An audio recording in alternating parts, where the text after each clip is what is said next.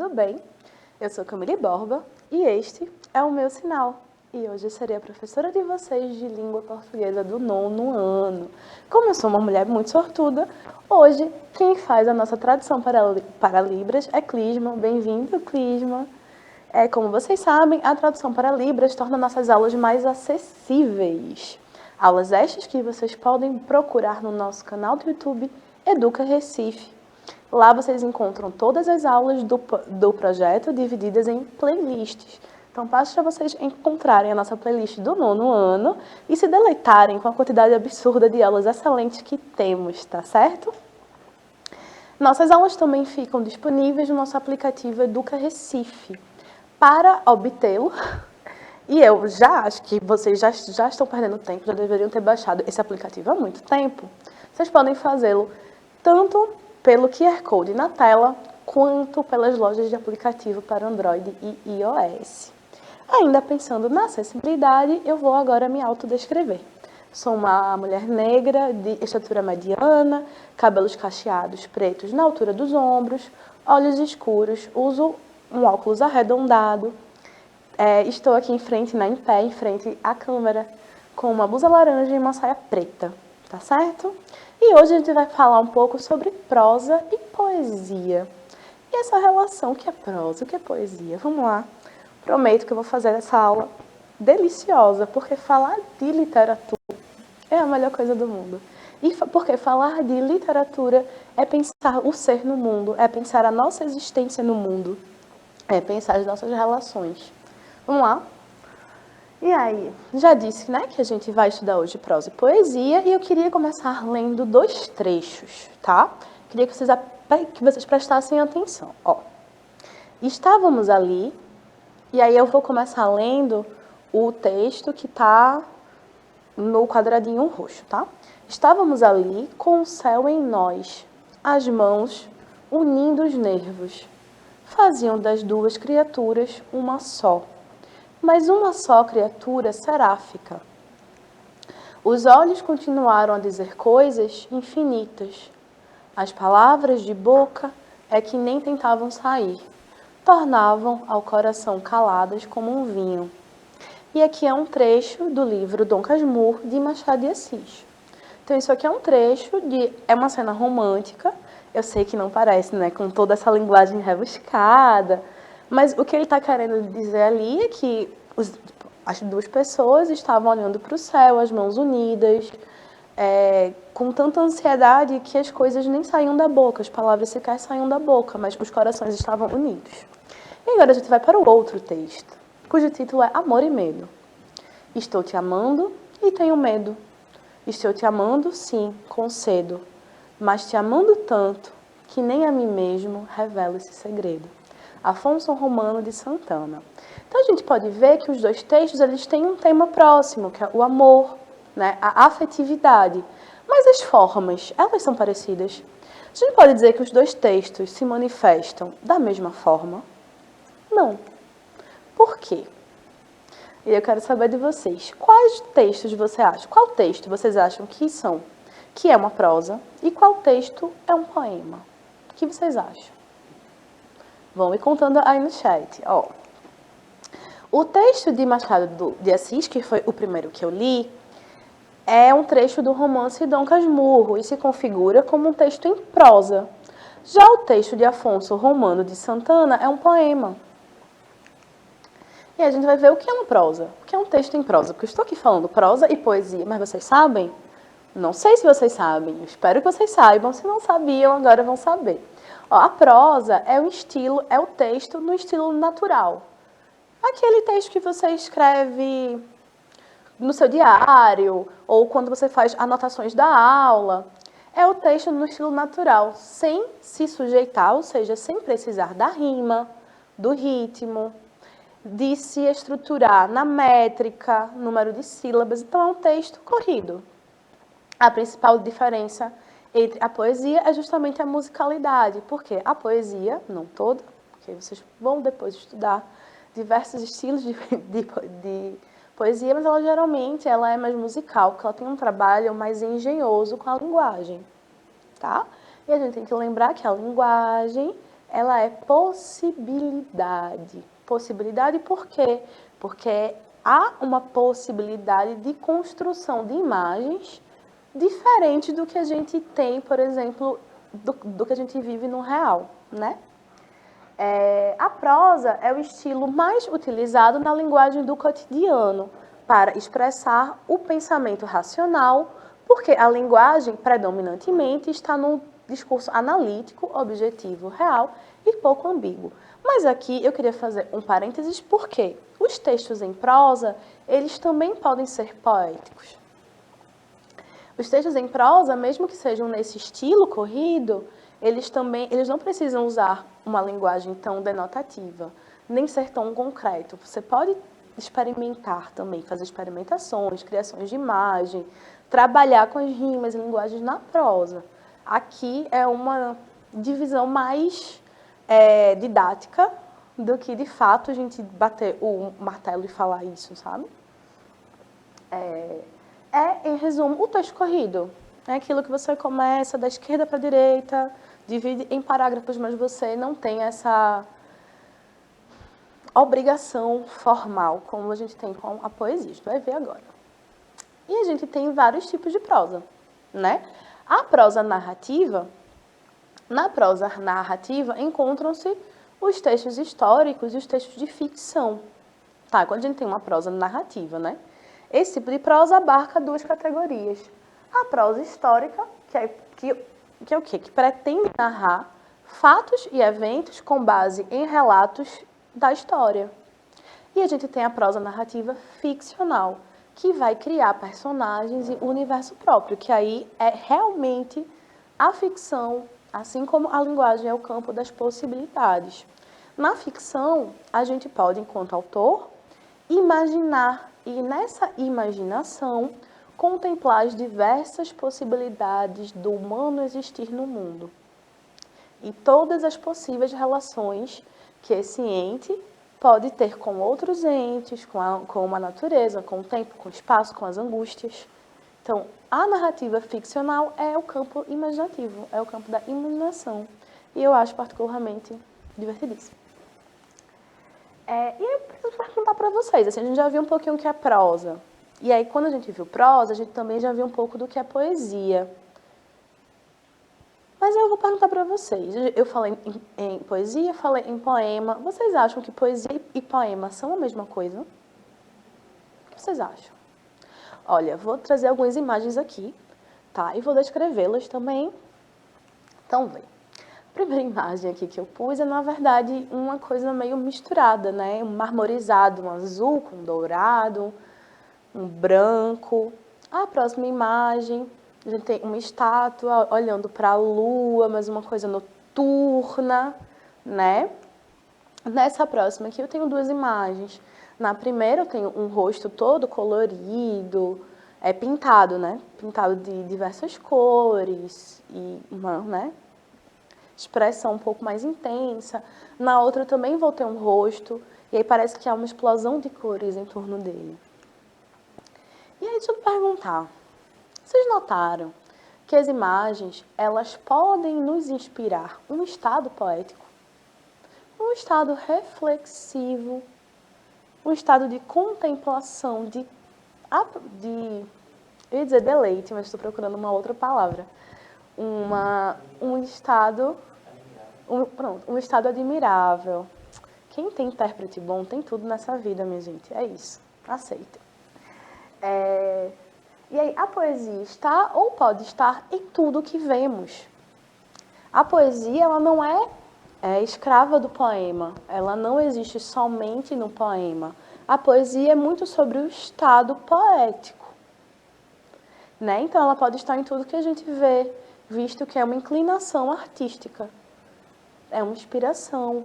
O termo é originário do grego, poiesis, que significa fazer ou criar. Então, o estado de criação é um estado poético. E essas imagens que vimos, elas podem inspirar um estado poético, mesmo que não se constituam como uma poesia formalmente.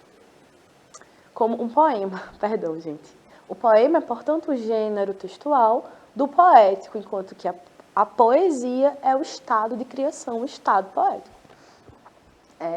Portanto, sua origem etimológica, né, que é quando a gente trabalha a origem das palavras, a gente trabalha com a etimologia, é o estudo disso.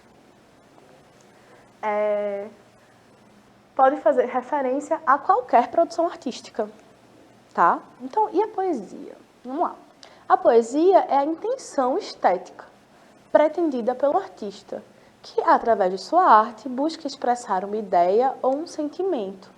Assim, a poesia é um elemento subjetivo, ou seja, do eu, e abstrato, ele não é concreto, a gente não pode tocar, que está presente em poemas, pinturas, fotografias, músicas e qualquer outra forma de arte. Por ser a própria expressão artística, a poesia pode se manifestar de várias formas, né? Como a gente já viu, como na escolha de cores em uma pintura, na métrica e nas rimas de um poema, que são elementos formais, né? Que são elementos do gênero poema, na entonação em uma música, no verso de uma música. Então, tudo isso que pode nos inspirar, a gente pode chamar de poesia.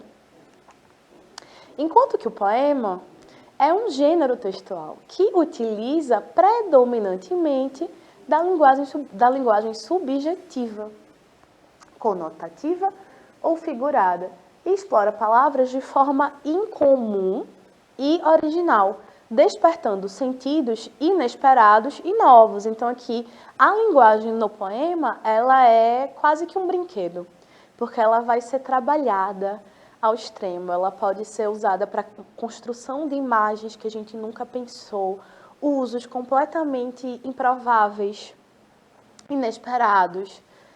E aí, esses aspectos caracterizam a linguagem poética. No poema, o eu lírico apresenta sua visão sobre qualquer tema, ainda que esse tema cause surpresa, e o leitor pode tanto se identificar com o que lê, quanto descobrir outros modos de ver, perceber e sentir o mundo. Sobre essa última declaração, eu sempre digo que o literário, o artístico, ele não é somente para a gente aproveitar, achar bonito, é também uma forma de conhecimento. Pensem comigo, a gente em tese tem só uma vida e é impossível a gente viver todas as experiências existentes no mundo com essa nossa única vida. Mas há uma forma de você experimentar muitos outros pontos de vista e vivências e culturas. A literatura é um desses caminhos. A literatura, ela ajuda a gente a ampliar nossa sensibilidade, a conhecer mais do mundo, a conhecer mais sobre como é ser uma pessoa no mundo. A gente abre a cabeça para novas culturas, para outros costumes, para outras experiências, não através da literatura. Por exemplo, e aqui eu vou puxar a sardinha para a minha brasa, que é para dizer que a literatura, ela permite que a gente possa viver, experienciar tantas coisas sem nem sair de casa, tendo essa única vida. Inclusive, às vezes a gente é até atacado por certos preconceitos, certas limitações, digamos assim, e aí a gente se depara com um livro, um romance, um conto, que nos tira desse local de conforto e faz a gente perceber um outro lado de uma situação, né? Então, eu sei que parece conversa de professora de português mandando vocês lerem, e sim, também estou fazendo isso, até porque a leitura ela serve para um milhão de coisas, né? Inclusive para tornar o nosso cérebro mais inteligente, mais rápido. Porque quanto mais a gente lê, mais rapidamente a gente faz conexões. E a gente vai ficando mais esperto mesmo.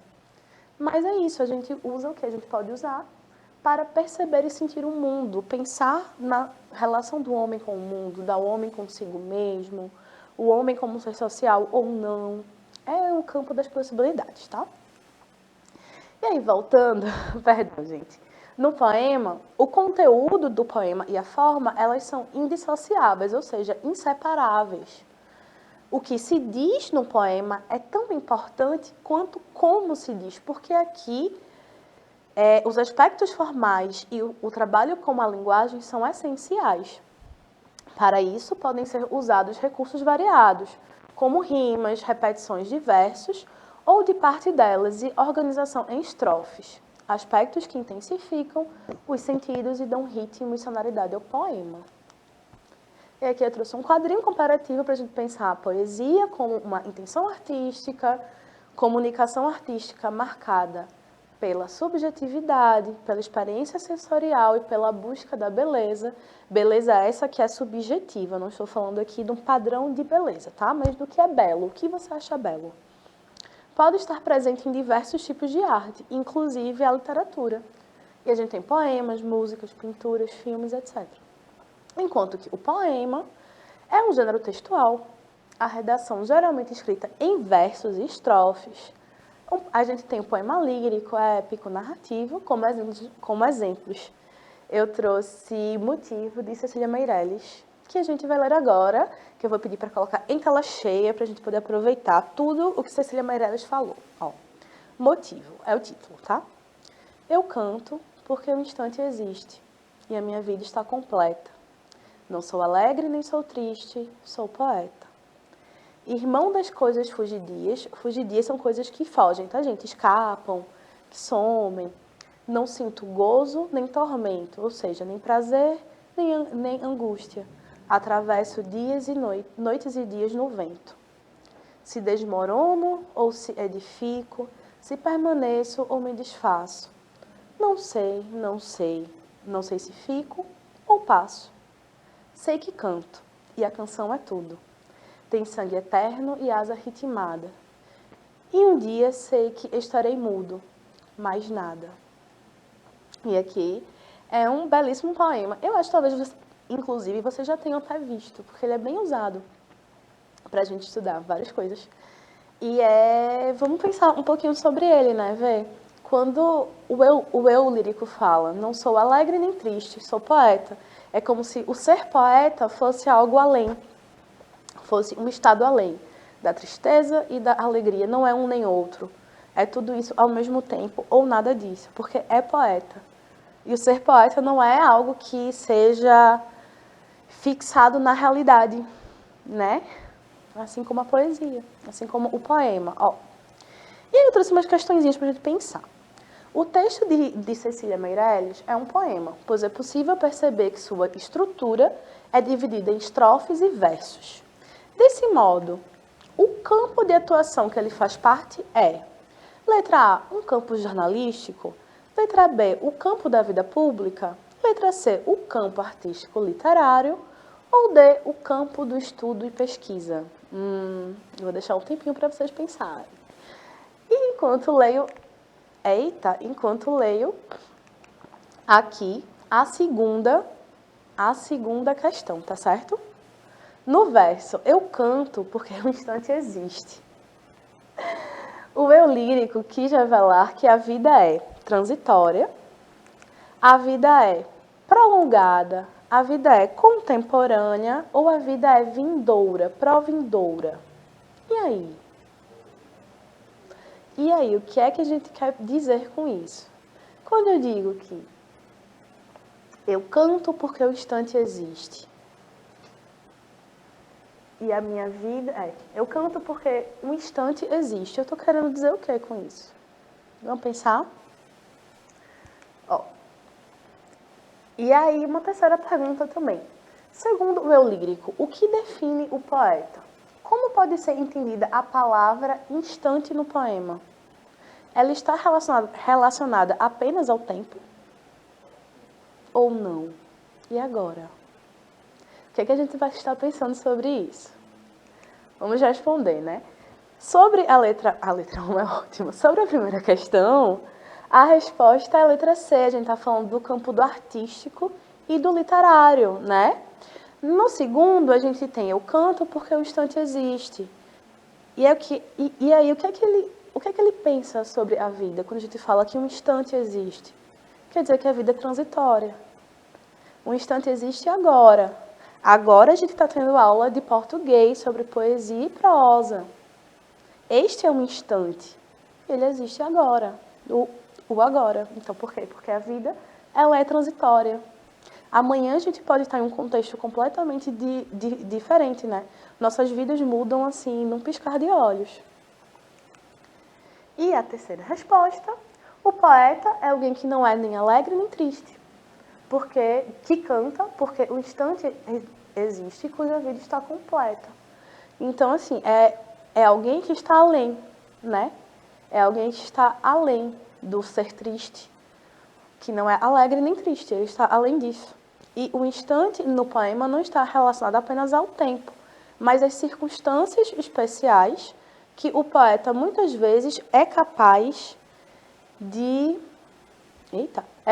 captar e que registra em seus poemas, né?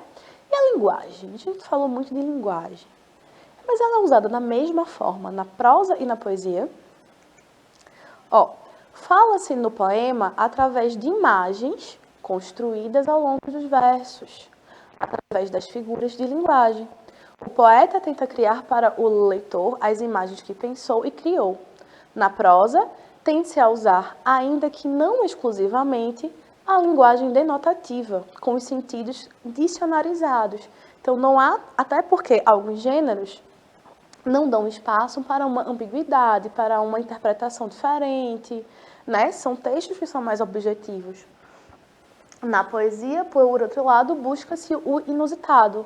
No caso da poesia, não, né? No poema, no estado poético, busca-se o inusitado, o que é diferente, o inesperado, aquilo que faz a gente parar, olhar e... interessante isso aqui, vou pensar sobre isso.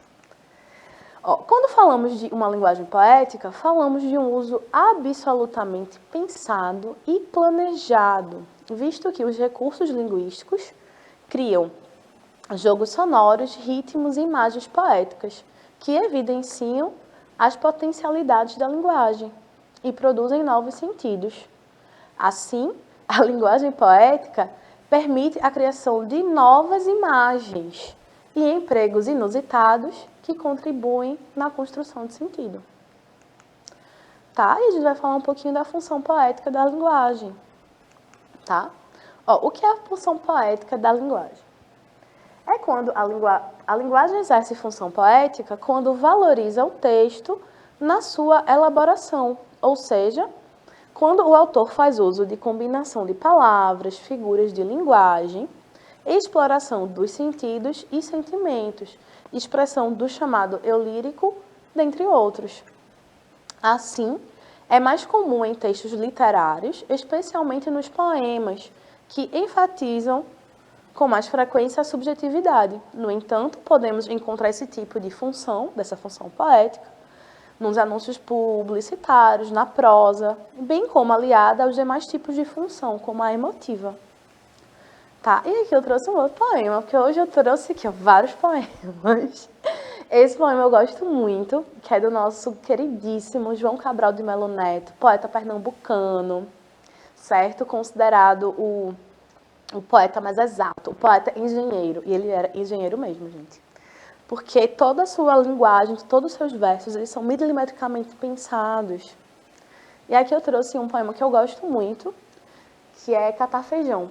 Aí eu vou, pronto, Catar Feijão. Eu particularmente gosto muito desse poema, eu sei que o sentido dele é um pouquinho mais complicado, porque ele vai construir imagens, fazer associações inusitadas.